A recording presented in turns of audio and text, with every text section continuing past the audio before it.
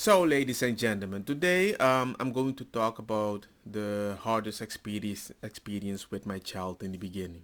It wasn't easy at all, and it's also the period that most relationships get destroyed because not only do you have to spend time with a baby that doesn't respond directly, immediately with you, but you have to share the time with another person.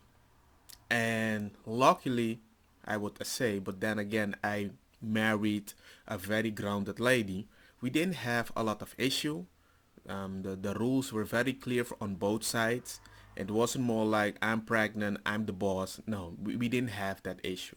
I don't think my wife ever got angry at me in the beginning. Only once, I still remember, on the bus, she started having these mood swings. And when we left the bus, I told her, look, if we're going to be together forever, I don't mind if you get angry at everybody else. But do not get angry at me because I'm going to stick with you forever. I'm not a punching bag. Use the society. Unless I fail you, don't do that. Try your best. Don't normalize this. And I know it is a hard thing I asked her to do, but the problem is sometimes we can sign up ourselves that we have the right to do certain things. And the bashing that the other person receives, nobody acknowledges it. And that stays inside. I've seen a lot of men that did a good job, stayed with a lady, but they're still damaged till this day. They still remind her, you remember that day I did it for you? And just like, well, I shut up, I bought the baby. And I'm like, yes, you did a good, I'm not saying that. But you're supposed to work as a team. And you have to be careful the kind of cancer that you can place in your relationship because sometimes the cancer keeps on growing and you have no idea. So by doing that, my wife understood me.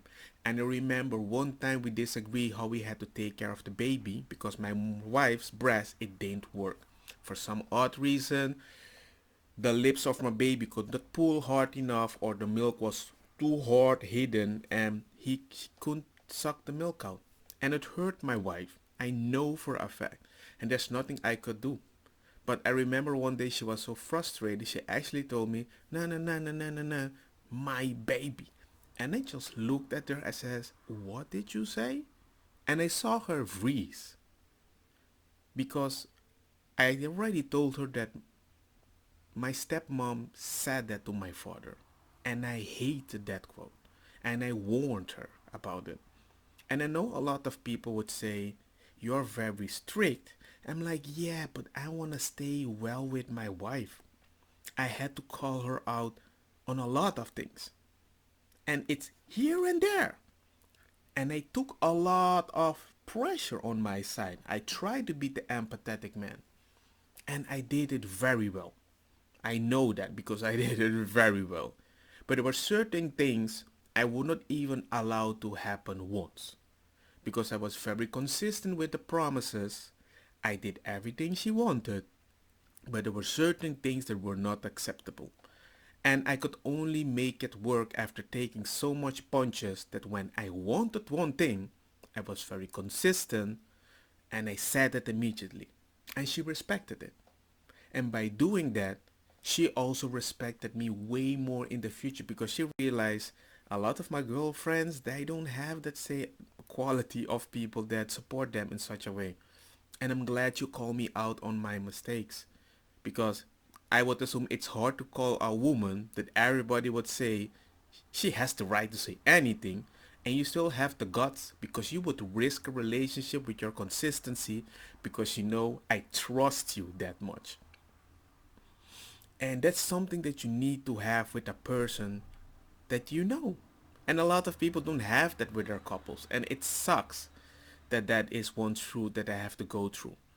Other than that, you have a baby that never sleeps sometimes, which was my case. My wife slept sitting for almost a year. I still remember one day I woke up, she had like a big bruise on her forehead. I asked her what happened. She told me, well, I couldn't sleep for so many days, here and there, here and there. And she passed out, hit her head, and landed on the in the passageway, and nobody found out. She woke up, right, washed it off, take care of the baby, and I didn't even know until I moved her hair to kiss her and everything. It was like, yo, what the heck happened? You know? And it's teamwork. She was like, no, I didn't want you to feel guilty. Um, the kid keeps getting sick, bada bing, bada boom. We need to find a solution. And yeah, we did the best thing we can. And it was a lot of teamwork. But it was a lot of times taking the L when I knew I was right. For example, my wife did not want to take the kid outside because whenever a cold wind hits the kid, he would get sick. And then he would stay a few days at home again and she had to work from home or whatever. And I was like, yeah, that's repetitive, but when the kid never goes outside, he'll never learn to handle the pressure. So he needs to go outside. And it was something that we could never understand. And it was like the kid is getting sick every time I take him out, but whenever I take the kid out, she gets angry, he's going to get sick. I'm like, well, we're going to be trapped inside. And it was like these weird little details that happened over and over. And as a father, my frustration was like, we need to make the baby stronger. Her way of thinking was, I need to protect the kid, which is good. But sometimes she was too protective. When the baby was walking for the first time, she wanted the boy a helmet.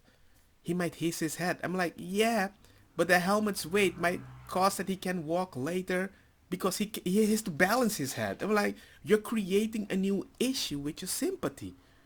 And she didn't understand it, but then slowly she started realizing that everything I did pushing the kid because I knew kinda his limit, then he was like, hey, well, the kid adapted way better than I thought. I never see this experience because I always protect him.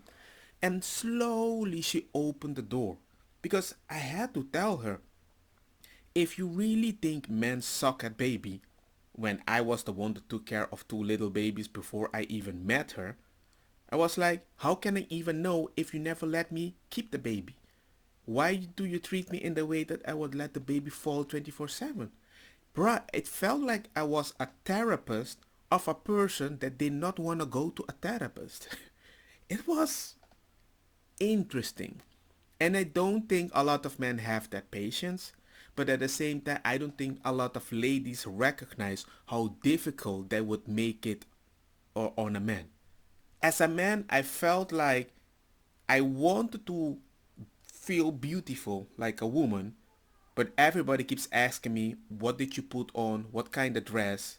And you're not supposed to complain if people give you attention. I was like, whoa, whoa, whoa. It's like I need space to react without everybody thinks I'm doing something wrong. And one mistake does not justify that I'm a bad father. Just because you don't explore things with your kid, it doesn't justify the result because nothing happened. I'm keeping him safe. Yeah, they're not going outside.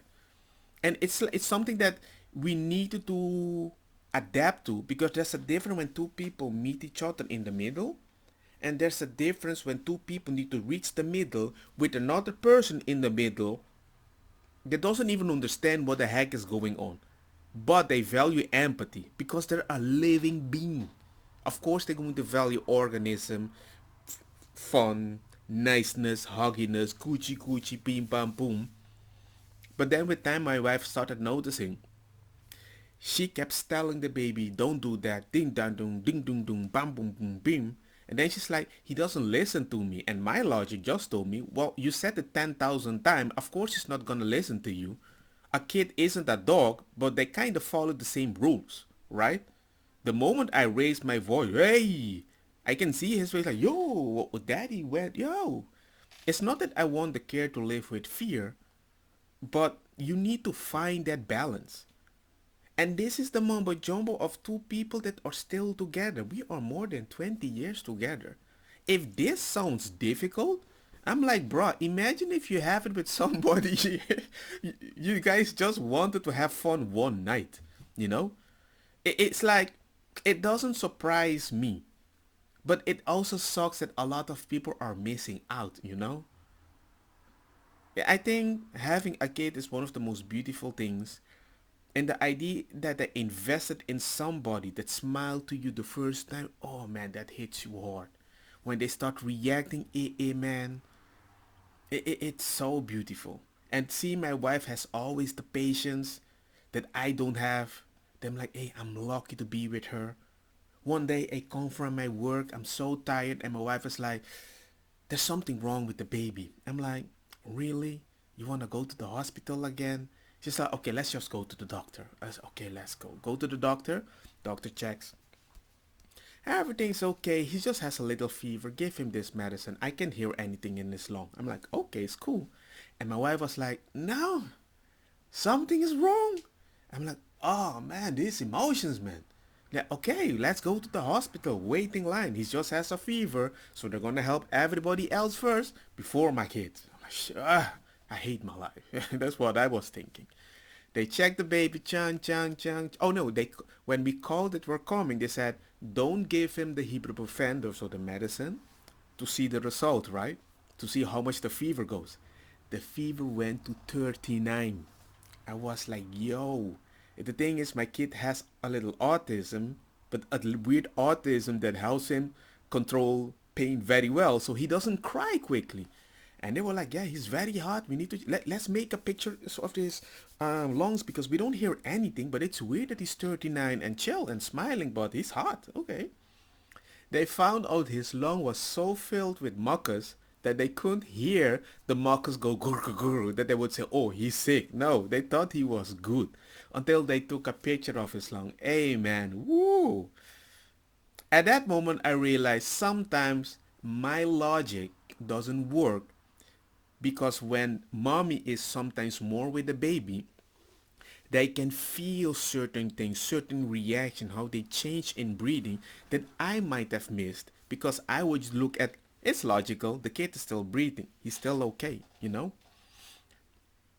And these are the hard battles in the beginning that a lot of people don't see or don't participate, or they just want to leave the kid and go drink a beer. I don't even understand that either. I need to go out. I need to disconnect. I'm like, why? Why do you want to disconnect from the life that you hate? Find a way to make that life amazing so you can enjoy it more. Imagine your life is so bad you got a bunch of negative things. Imagine those negative things makes you happy. Won't that be amazing? Sigh up yourself. But if you drink, you don't feel anything and then you're gonna complain, I don't feel anything. You know, it's like stop escaping your baby sometimes. That's just me. Right now, I'm at the place that I enjoy it so much. And I'm happy I invested. And a lot of people tell me, it's good, you're amazing, but the amount of things you do, oh, I can't handle that. I feel like a slave. I'm like, maybe I enjoy it. I'm like, I enjoy doing the dishes. That's just me. Everybody has their thing. You need to find your thing. You don't like your kid? Well, enjoy watching the things that you watch with him.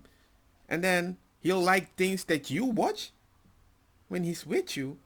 And then suddenly, you guys are a teamwork and everything is fun. You can make everything happen. It's just take the initiation to be very consistent. I just wanted to tell this story because I think a lot of people have no idea how hard it can be. And if I have to be honest, it's not that hard. And when it's hard, I can tag my wife and she switches with me. And we don't have uncle, auntie, grandma, grandpa to help us. We are all alone. There's nothing else I can say. If you try to escape from something that you hate, hey, and it's part of your life, hey, good luck with that. I just think we need to own our mistakes better, our weaknesses, accepting it's part of us, especially when we made the baby by accident or not. And you start realizing the kid will start bearing the fruits in all the investment that you did, that it's actually one of the most beautiful things that I've experienced. There's no way else I can explain it until you have your own. And all I can say is find a person that doesn't share the same values, but a person that you guys can come consistently on a middle ground. If you have that, I don't care what kind of woman it is or man, whatever you're dating. Do everything you can to keep that person. Trust me.